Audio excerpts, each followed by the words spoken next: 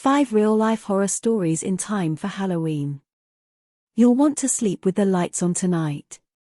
Whether around a campfire or just sitting around with friends, you've probably heard a scary story or two that gave you chills. Sure, ghosts, paranormal activity, and supernatural beings aren't real, right? But indulging in a fun, spine-chilling tale is the perfect way to prepare for Halloween. Especially when the person telling the story swears it's real. That's why Teen Vogue found 5 people to share their real-life horror tales with us. So grab a friend, hide under the covers, make sure you use the restroom, sit back, and enjoy.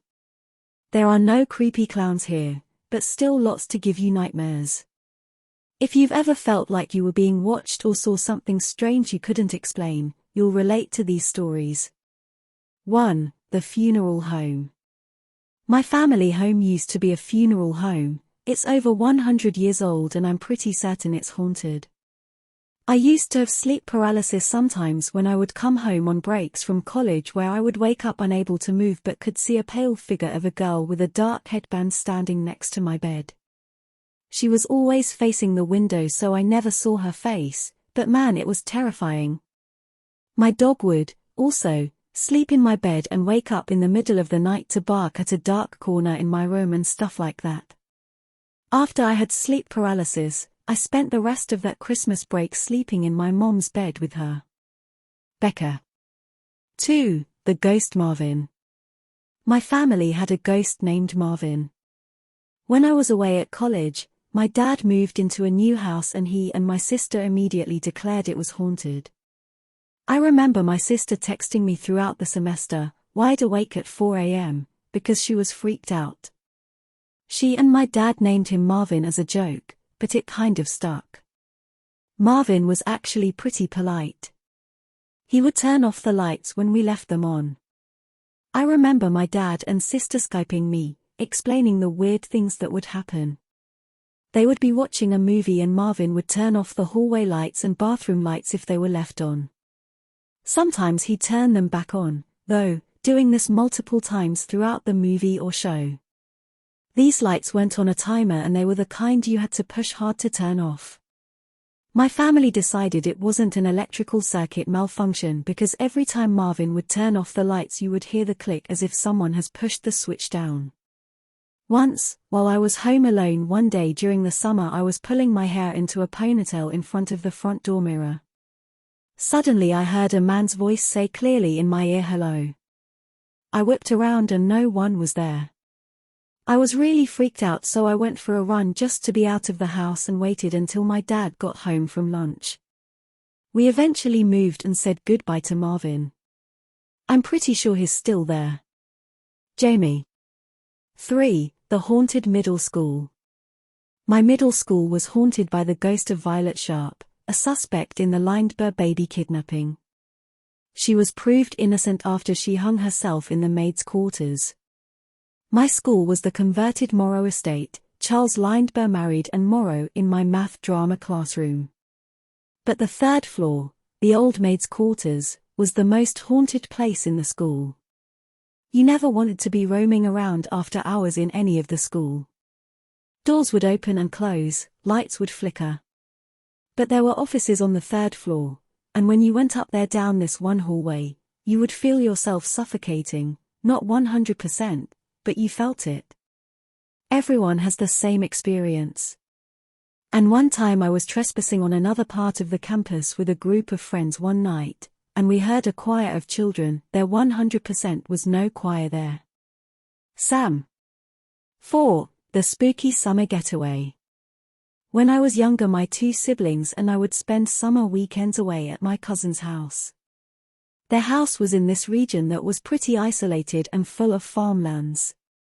I remember one day, when I was maybe 8 or 9, it was particularly hot. Their house didn't have AC. While the temperatures cooled down at night, it was still uncomfortable. I was sleeping in my older cousin's room with my little sister and I woke up in the middle of the night because it was too stuffy. I decided to go sleep out in the living room because I had remembered that my aunt opened the windows and sliding glass door, so there was at least a breeze and circulation. I don't know how long I was asleep, but I remember waking up what seemed like seconds later. Before I opened my eyes, I had a feeling that someone was watching me.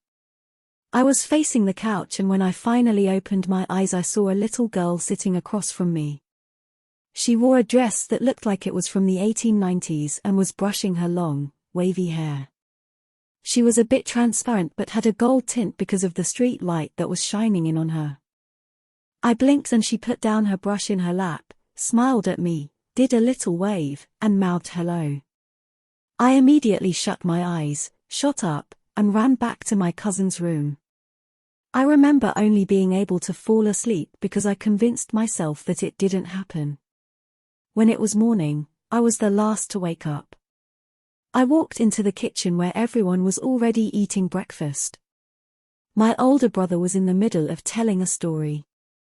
Apparently he had woken up in the middle of the night, too. He had also gone to the living room and was woken up by the feeling that someone else was there too. He saw the same little girl and ran away just like I had. I freaked out and told him about my identical experience. Cassidy. 5. The Rural Home's Dark Secret. I grew up in a very old home in rural Wisconsin. It was over 100 years old when we moved in, and the original structure was added onto throughout the years before we moved in. It was originally a one-room house.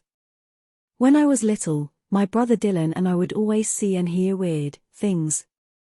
As an adult, we remember them vividly, but when we were kids, we'd brush it off, and our parents would say we were imagining things. One time, Dylan went up to our mom's room to grab something for her and turned around to see a little boy standing in the doorway of our shared room. The right side was always particularly creepy and it was a renovated attic. And when I was a kid, in that same room I would see my Barbies moving on the top of my flat dollhouse. My mom had friends stay over one night, and one stayed on our couch. He woke up in the middle of the night to someone choking him and was like, "There's something here and I need to leave," and bolted. The real clincher is that when I was in high school, we had to get a new septic tank, and my parents couldn't find it anywhere because the records were awful, so they ended up getting a hold of the son of the original owners. He was 1,000,000 years old, and he told my parents where the tank was because he helped dig it out. My mom was like, "I have to ask, we've had some creepy stuff happen here, but whatever it is, it seems to like our family." She asked if the place was haunted, and according to my mom, when she asked him, his face turned white and blank. It was because his brother hung himself as a teenager in our living room. Sierra.